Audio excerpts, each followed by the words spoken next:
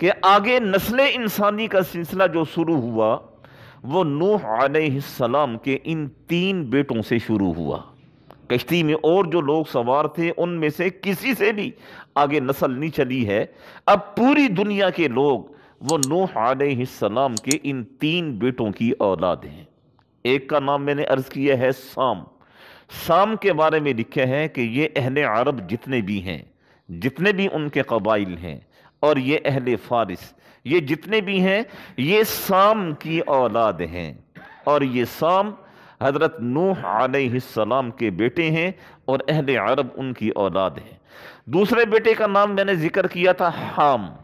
یہ افریقی ممالک میں جتنی بھی بستیاں آباد ہیں، یہ حبشیوں نسل لوگ یہ حام کی اولاد ہیں، اور حام ان کے والد ہیں، اور یہ نسل وہاں سے چلی ہے۔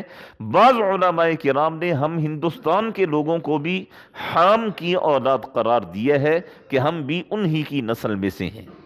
اور نوح علیہ السلام کے تیسرے جو بیٹے تھے یافس، ان کی اولاد میں، ان کی نسل میں ترک، منگول، یہ چنگیز خان جس سلسلے سے نکلا ہے، اور یاجوج ماجوج، یہ نوح علیہ السلام کے اس صاحبزادے کی نسل ہیں جنہیں یافس کہا جاتا ہے۔